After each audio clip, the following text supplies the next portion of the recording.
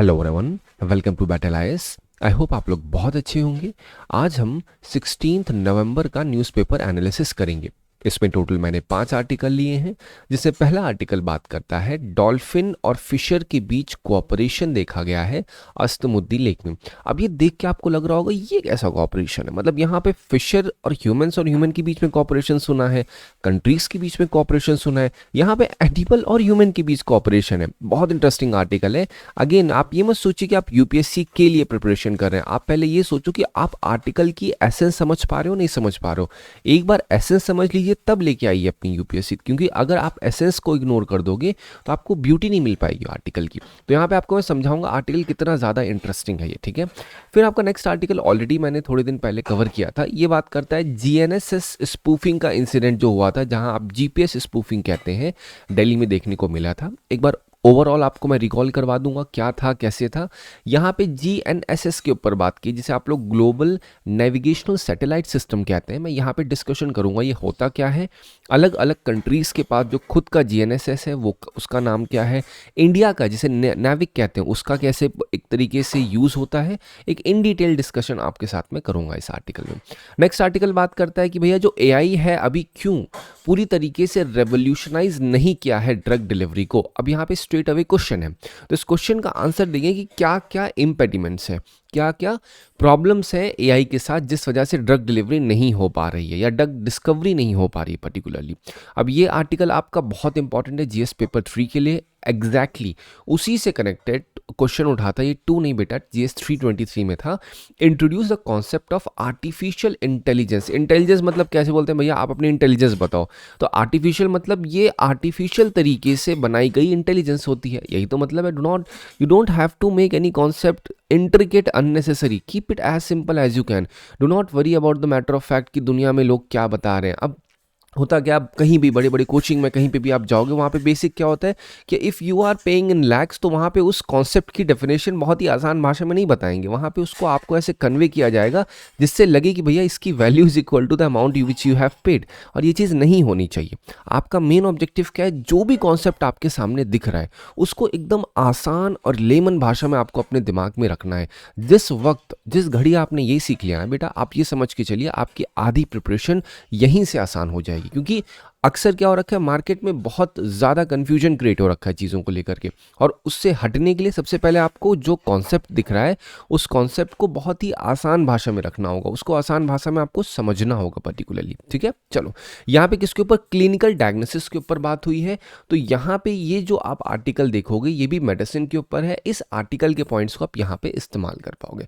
Next article बात करता है CDS, chief of defence staff ने वार्निंग दे रखी है भैया जो डिफेंस इंडस्ट्रीज हैं वो लोग डीले ना करें, ओवर प्रॉमिस ना करें। पर्टिकुलरली देखा जाए तो यहाँ पे थोड़ा सा पैट्रियोटिज्म वाला जो कॉन्सेप्ट है वो लाया गया है। कहा गया है भैया आप लोग थोड़ा नेशनलिस्ट अप्रोच को लेके चलिए, डीले मत करिए डिफेंस अगर आप इंडस्ट्री में हो। मैं आपको बताऊंगा क्या कैसे कहा। फिर सीडीएस से कनेक्टेड जो क्वेश्चन उठे हैं यूपीएससी में वो आपके साथ डिस्कस करूंगा।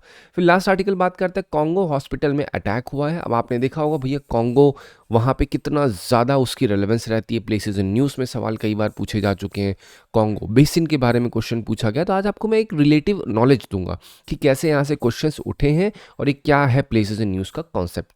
इस पूरे आर्टिकल की समरी आप बैटल आइस के टेलीग्राम चैनल से डाउनलोड कर सकते हैं।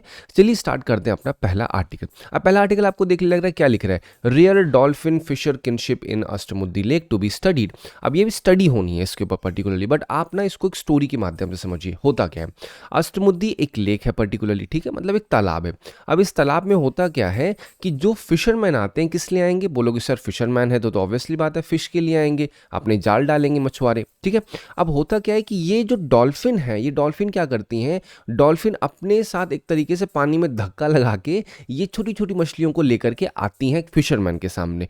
और जब फिशरमैन के सामने कहो या फिर बोलो शैलो वाटर में लेकर के आती हैं। अब जो शैलो वाटर में छोटी छोटी मछलियां आ जाती हैं तो जो मछुआरे होते हैं ये अपना जाल डाल देते हैं और उससे क्या होता है, उससे मछलियां पकड़ जाती हैं। अब सोचो यार ये तो डॉल्फिन कर रही है, मतलब डॉल्फिन मदद कर रही है मछुआरों की। बिल्कुल जैसा आप सोच रहे हो वही एक अप्रोच है। यहाँ पे जब डॉल्फिन लेकर के आती है मछलियों को अपने साथ में धक्का लगा के बेसिकली, तो क्या करती है वो अपने फिन से एक तरीके से पानी पे टैपिंग करती है, तो एक सिग्नल के तरीके से काम करता है मछुआरों के सामने कि हाँ ये यहाँ पे फिशेस आ चुकी हैं, अब चलो जाल डालते हैं। तो जब जाल डाला जाता है तालाब में तो उससे क्या होता है, जो मछलियाँ होती हैं स्कैटर हो जाती हैं। स्कैटर होने से क्या होता है, ये जो डॉल्फिन है इसको भी क्या मिल जाता है, खाना मिल जाता है। तो ये एक क्या कह रहे हो, आप कह सकते हो सिम्बायोटिक रिलेशन चल रहा है, बट एक्चुअली में नहीं है सिम्बायोटिक ना। सिम्बायोटिक के सेंस में कहा जाए एक दूसरे को मदद कर रहे हैं, इसीलिए इसके ऊपर स्टडी होगी कि यहाँ पे क्या हो रहा है। डॉल्फिन अपने फायदे के लिए आ करके मछलियाँ लेके आ रही हैं, और डॉल्फिन से इसको फायदा हो क्या रहा है, पर्टिकुलरली अगर पूछा जाए कि डॉल्फिन को क्या फ़ायदा मिल रहा है ये सब काम करके, मतलब मछुआरों को तो मछली पकड़ने में मदद मिल रही है। तो आप कहोगे कि भैया जब मछुआरे जाल डालते हैं तो जाल डालने से मछलियाँ फैल जाती हैं, और जब फैल जाती हैं तो इससे डॉल्फिन को मछलियाँ खाने में थोड़ी आसानी हो जाती है। तो कह सकते हो बोथ साइड बेनिफिट होती हैं। यहाँ पे क्या होता है, जो फिशर होता है उनको गुड कैच मिल जाता है, जो डॉल्फिन्स होती हैं उनको फैली हुई मछलियाँ मिल जाती हैं। अब सुन के आपको कैसा लग रहा है, again do not bring UPSC अभी यहाँ पे, यूपीएससी की शुरुआत अभी मैं कर दूंगा अभी इसी के बाद से, बट पॉइंट क्या है, पॉइंट ये है कि ये आर्टिकल की ब्यूटी समझिए।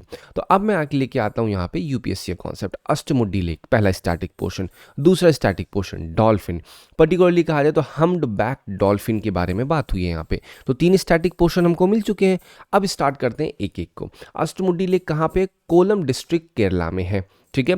ये क्या है, आप अगर याद करोगे तो ये केरला में ब्रैकिश वाटर लेक कहा जाता है, ये रामसर साइट के अंदर आता है पहली चीज़। अब यहाँ पे क्या होता है, यहाँ पे बैक वाटर टूरिज्म का स्पॉट कहा जाता है, मतलब यहाँ पे बगल में आपको सी दिखेगा और फिर यहाँ पे क्या होता है, सी का पानी यहाँ आकर के स्टोर हो गया एक तरीके से, आप ऐसे समझ लो इसको। यहाँ पे फिश, मैनग्रोव्स, ऑटर्स, डॉल्फिन ये सब आपको देखने को मिलेंगी। अब यहाँ पे क्या है, यहाँ पे कौन सा रिवर ड्रेन कर रहा है, क्योंकि अक्सर याद होगा कोलेरू लेक के बारे में पूछ लिया, कौन सा कोलेरू क्या है, कोलेरू एक वेटलैंड ही तो है।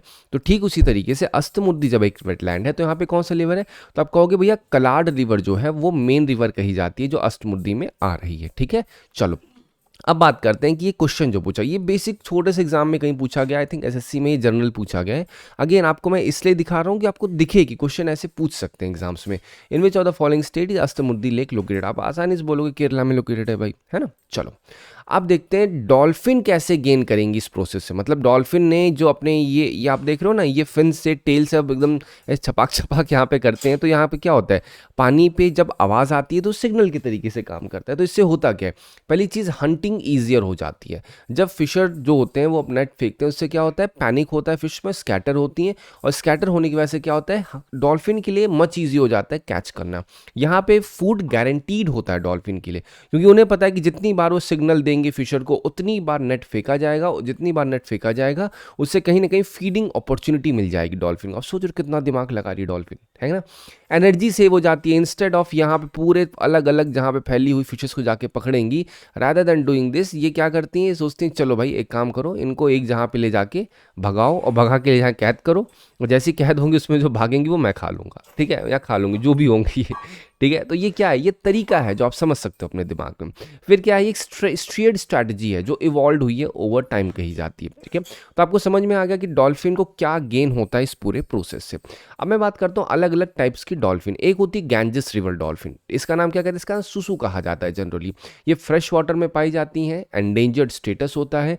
फिर जो दूसरी होती है इसको कहते हैं इंदस रिवर डॉल्फिन, इसका नाम भूलन होता है, ठीक है। ये जो डॉल्फिन होगी ये फ्रेश वाटर में पाई जाएगी, ये आपके इंदस रिवर, ऑब्वियसली बात है इंदस रिवर डॉल्फिन है तो इंदस होगी।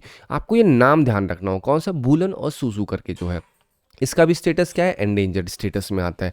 अब यहाँ पे एक चीज़ देखिए, इरावदी डॉल्फिन, ये क्या है, ये आपको फ्रेश और ब्रैकिश दोनों वाटर में मिलेंगी जनरली, ये आपको पता होना चाहिए। बाकी जो डॉल्फिन आप देखिए जैसे हम बैक हो गया, बॉटल नोज हो गया, स्पिनर हो गया, ये सब भी डॉल्फिन है, बट ये पर्टिकुलरली कहाँ पाई जाती हैं, ये इंडियन ओशियन में, अरेबियन सी में, बे ऑफ बंगाल में पाई जाती हैं।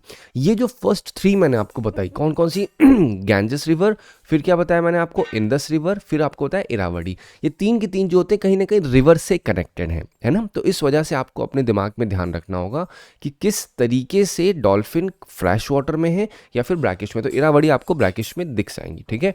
अब 2015 का क्वेश्चन देखो, which one of the following is the national aquatic animal of India. तो आसानी से आप क्या बोलोगे, यहाँ पे आपसे अगर पूछा जाएगा स्ट्रेट अवे तो आप बोलोगे ना कि भैया गैंगेटिक डॉल्फिन। फिर आप देखिए नेक्स्ट क्वेश्चन क्या है, यहाँ पे नेक्स्ट क्वेश्चन 2017 का देखिए, ब्लू फिन मार्शिर इरावदी डॉल्फिन, ठीक, स्ट्रेट अवे पूछा गया क्या चंबल रिवर में मिलेगी क्या इरावदी डॉल्फिन, नहीं, तो आप आसानी से बोल दोगे इरावदी वहाँ यहाँ पे आपको नहीं मिलेगी। ठीक, फिर देखिए 2014 का क्वेश्चन क्या है, अदर देन पोचिंग क्यों डॉल्फिन की पॉपुलेशन गंगा रिवर में कम हो रही है? तो भैया क्या कंस्ट्रक्शन ऑफ डैम से हो रहा है? यस। क्या पॉपुलेशन इंक्रीज हो रही है क्रोकोडाइल से? ये नहीं। आप सोच के देखो भैया, क्या कभी नेचर में ऐसा कभी होगा कि क्रोकोडाइल की पॉपुलेशन इंक्रीज हो गई है इस वजह से डॉल्फिन की पॉपुलेशन डिक्रीज हो चुकी है? ऐसा नहीं होगा। तो थर्ड क्या कह रहा है, यहाँ पे एक ये होता है कि जो ट्रैप हो जाती है फिशिंग नेट में एक्सीडेंटली, ये एक रीजन होता है। तो आप बोलोगे 1, 3 और आपका 4। तो 1, 3, 4 आपका सही, क्योंकि ह्यूमन मेड कॉजेज है। क्यों? ये एक कॉज किस चीज के हैं? जो गैंजेस रिवर में डॉल्फिन की पॉपुलेशन में कमी आ रही है। ठीक है, चलो फिर देखिए बीपीएससी 23 में क्वेश्चन पूछा गया क्या, गैंगेटिक डॉल्फिन के बारे में। स्ट्रेट अवे क्वेश्चन कैसे पूछ रखे हैं यहाँ पे, क्या बोले, Gangetic dolphin has been categorize as endangered. आप इस क्वेश्चन को पूरा पढ़िएगा, पढ़ोगे तो आपको अच्छे से समझ में आएगा ये बोलना क्या चाह रहा है। अब यहाँ पे आपको पता होगा डॉल्फिन के बारे में इकोलोकेशन करना आता है। आप अगर ध्यान दोगे तो उनको नेशनल एक्वेटिक एनिमल का दर्जा दिया है, क्या नहीं दिया गया? अपने आप सब दिमाग लगाओ, ऑब्वियसली दिया गया। It does not have a crystalline eye lens rendering it effectively blind. तो क्या ये सही है? अगर इकोलोकेशन कर रहा है कोई तो ऑब्वियस सी बात है ना, मतलब आंखें उतनी सही से विजिबल नहीं होंगी, है कि नहीं? तो ये तरीका होता है कभी भी आपको कोई चीज़ अप्रोच करना है। ठीक है, चलिए अब हम लोग बात करते हैं अपने next article. Next article CAPF में पूछा इंदस रिवर वर्ल्ड्स रेयरेस्ट, तो कहाँ पे आपको मिलेगी? तो आप बोलोगे ना भैया यहाँ पे इंदस रिवर है, तो नॉर्दर्न की बात हो रही है, तो आपको कहाँ पे मिलेगा? ये 20 के पास दिखेगा, इंदस, झेलम, चेनाब, रावी 20। आपने सुना नहीं सुना? तो ये चीज़ वहाँ पे मिलेगी आपको। चलिए, तो आपने अप्रॉक्सीमेटली 5 से 6 क्वेश्चन डॉल्फिन के ऊपर किए, जिससे आपको आइडिया लग गया कि जो आपको दो चीज़ें पता चली। पहली चीज़ क्या पता चली, करंट में क्या था, जो रिलेशनशिप है। फिर डॉल्फिन का आपने स्टैटिक पोर्शन पकड़ा, अस्तमुद्दी का पकड़ा, उसके पीवाईक्यू कर लिए। ठीक है, अब हम बढ़ते हैं नेक्स्ट आर्टिकल। नेक्स्ट आर्टिकल क्या बात कर रहा है, आपने थोड़ी दिन पहले मैं आपको एक आर्टिकल बताया था जहाँ पे क्या हुआ था, जो एयरक्राफ्ट्स हैं दिल्ली के ऊपर फ्लाई कर रहे थे उनमें जीपीएस स्पूफिंग के इंसिडेंट आए थे। मतलब उनको सिग्नल फेक दिख रहा था, उनके सामने सिग्नल दिख रहा है कि यहाँ पे हवाई जहाज़ है लेकिन हवाई जहाज़ नहीं थी, या फिर ऐसा सिग्नल दिख रहा है हवाई जहाज़ नहीं है बट हवाई जहाज़ थी।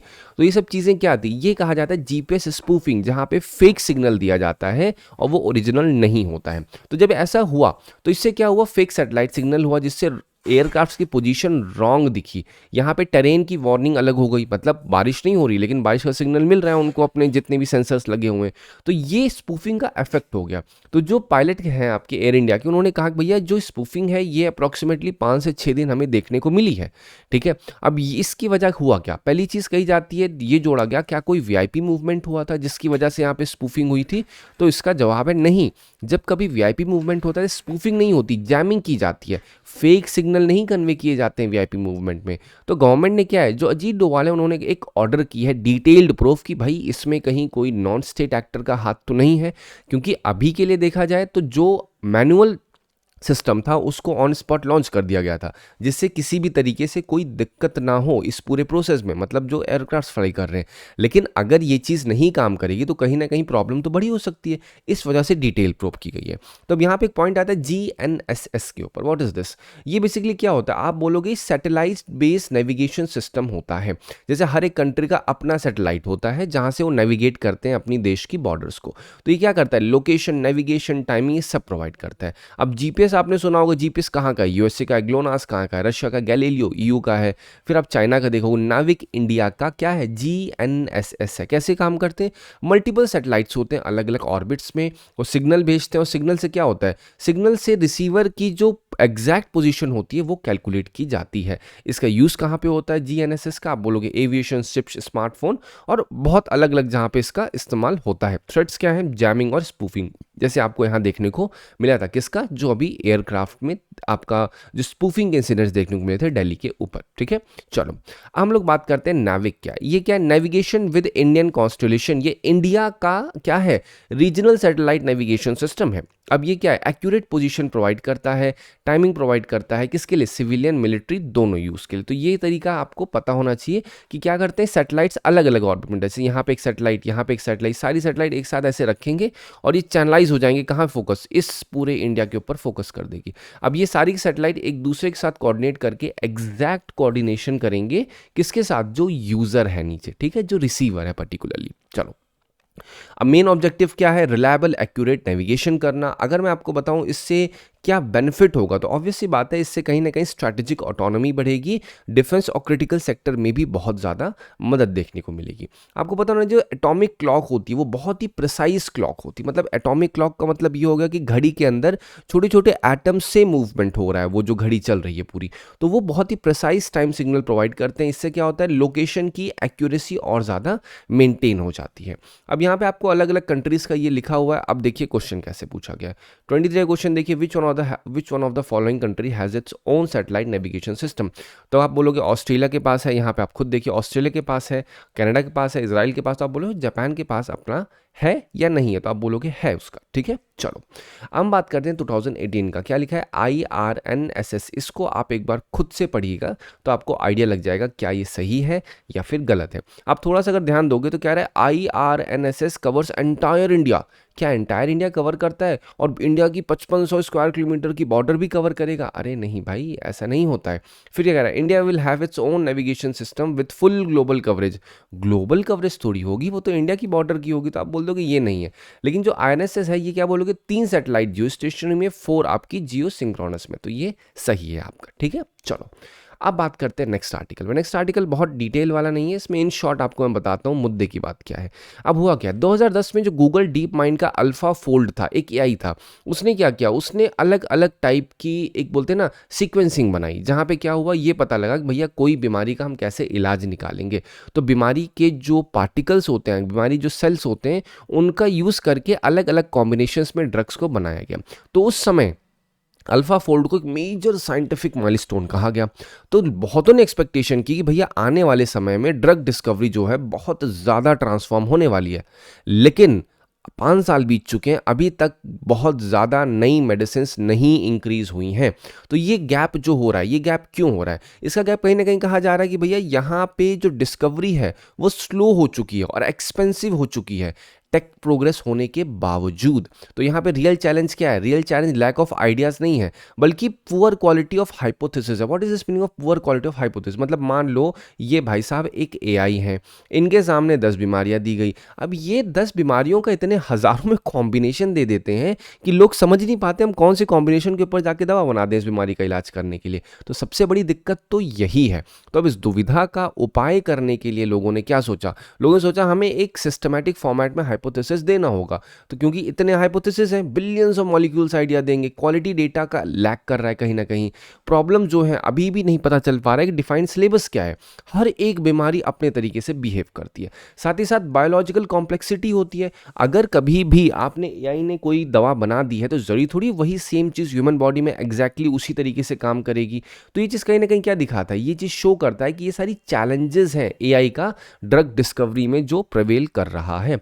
अब देखिए 2020 में क्वेश्चन, आर्टिफिशियल इंटेलिजेंस किस जहाँ पे यूज़ किया जा सकता है। अब आर्टिफिशियल इंटेलिजेंस अगर आप ध्यान दोगे तो ये क्या है, ये एक फ्यूचर टेक है, फ्यूचरिस्टिक है, जो हर एक स्टेज पे डेवलप हो रहा है। तो जब कोई चीज़ का विकास हर घड़ी हो रहा है तो उसकी जो पॉसिबिलिटीज़ होते हैं, उसकी जो एक तरीके से कह सकते हो कि और कितना ब्रॉड वे में उसको अपग्रेड किया जा सकता है, बहुत ब्रॉड होता है। तो आप कहते हो भाई सारों में ही कहीं ना कहीं इस्तेमाल किया जा सकता है इसको। ठीक है, चलिए अब बात करते हैं नेक्स्ट आर्टिकल में। नेक्स्ट आर्टिकल बहुत छोटा सा ही है। इसमें क्या है, जो सीरियस अनिल चौहान है उन्होंने कहा है भैया जो इंडियन डिफेंस मैन्युफैक्चरर हैं वो लोग पैट्रियटिज्म और प्रॉफिटेबिलिटी को कंबाइन कर दें।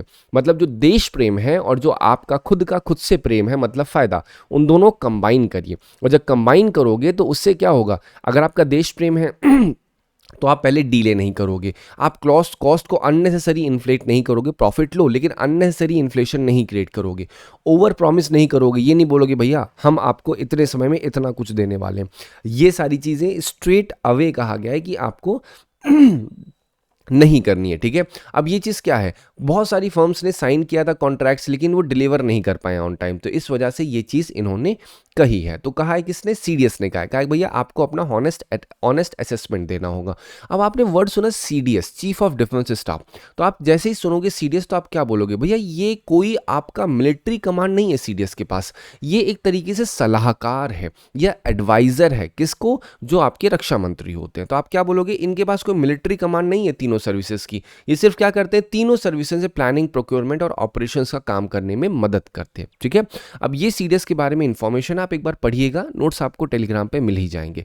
अब मैं बताता हूँ क्वेश्चन कैसे पूछा गया। 2024 क्वेश्चन देखो, straight away exercise military command over 3 services, is it right? Absolutely wrong. अगर ये गलत है तो सही क्या है इसका? तो आप बोलोगे भैया प्रेसिडेंट के पास होती है ना ये, तो कहीं ना कहीं कमांड जो देखी जाती है। तो आप क्या बोलोगे, 2 गलत है तो सही क्या हो जाएगा आपका? आप बोलोगे यहाँ पे 1 and 3 से राइट वन। ठीक है, चलो अब आर्टिकल नेक्स्ट बात करते हैं। यहाँ पे क्या है, गोमा के ऊपर बात हुई है, तो आप प्लेसेस इन न्यूज़ में इसको लिख लो। गोमा क्या है? गोमा पर्टिकुलरली एक सिटी है कॉन्गो में। ठीक है, अब यहाँ पे क्या हुआ है, यहाँ पे इस्लामिक स्टेट बैक मिलिटेंट्स ने 17 लोगों को ईस्टर्न कॉन्गो हॉस्पिटल में अटैक करके मार दिया है। अब यहाँ पे कॉन्गो एक डिस्कशन हुआ, दूसरा गोमा, तो आपको दिमाग में कॉन्गो गोमा दोनों आना चाहिए। एक पर्टिकुलरली बात करो तो यहाँ पे क्या हुआ है, टेरिटरी नॉर्थ कीवू प्रोविंस की। अब जो नॉर्थ कीवू है, साउथ इतुरी है, ये सब किस में आ रहा है? ये सब कॉन्गो में आता है, आपको पता होना चाहिए। अब कॉन्गो बेसिन की बात की जाए, मतलब ये पर्टिकुलर देखो ये क्या है, कॉन्गो रिवर जा रही है। और बेसिन मतलब क्या है, कॉन्गो रिवर किन किन इलाकों से होके गुजर रही है। तो आप बोलोगे भैया कॉन्गो, गैबन, कैमरून, फिर आप देखोगे सेंट्रल अफ्रीकन रिपब्लिक, ग्वीनिया, अंगोला, यहाँ से होके जा रही है। क्या अगर आप थोड़ा सा ध्यान दोगे, क्या ये ऐसे होते हुए और कहाँ कहाँ नहीं जा रही हैं? यहाँ क्वेश्चन में कैसे पूछा कि मैं आपको वो दिखाता हूँ। यहाँ पे ट्रॉपिकल रेन फॉरेस्ट बहुत अच्छे से मिलता है। अब आप क्वेश्चन देखिए, 23 का question, which one of the following is a part of Congo basin. तो मैंने कहा आपको ये पता होना चाहिए कौन कौन से नहीं जा रहे, लेकिन यहाँ पे कैमरून बोला है, क्या कैमरून हिस्सा नहीं? आप सोच के देखो, ये कैमरून ही तो है। यहाँ पे अगर ध्यान दोगे ये इस इलाके में, तो क्या वहाँ से होके नहीं जा रही है? ऑब्वियस सी बात है, ये पूरा पूरा इलाका कवर कर रही है, तो इस वजह से कॉन्गो बेसिन कहा जाता है इसका हिस्सा। ठीक है, चलो अब देखिए नॉर्थ कीवू एंड इतुरी। अब आप आर्टिकल में देखिए, आप एज इट इज पूछा गया नॉर्थ कीवू। अक्सर क्या होता है, बच्चे जो पढ़ रहे हैं और जो क्वेश्चन में पूछा जा रहा है, जो आपका यूपीएससी है, ठीक है, उन दोनों में बहुत बड़ा डिवोर्स है। उनको पता ही नहीं चल पा रहा है क्वेश्चन कहाँ से पूछा जा रहा है। बट आप देखो ना, आपके सामने मैं शो कर रहा हूँ, क्या है, नॉर्थ कीवू लिखा हुआ है, यही क्वेश्चन पूछा गया है। कॉन्गो लिखा है, तो कॉन्गो के बारे में क्या बताएं, वर्ल्ड का लार्जेस्ट कोबाल्ट रिजर्व आपको यहीं देखने को मिलेगा, है कि नहीं? इसके ऊपर भी क्वेश्चन आया हुआ है, आप एक बार देखोगे तो आपको अच्छे से आइडिया लग जाएगा। आई होप आपको इस आर्टिकल से मदद मिली होगी। Thank you so much for watching this video.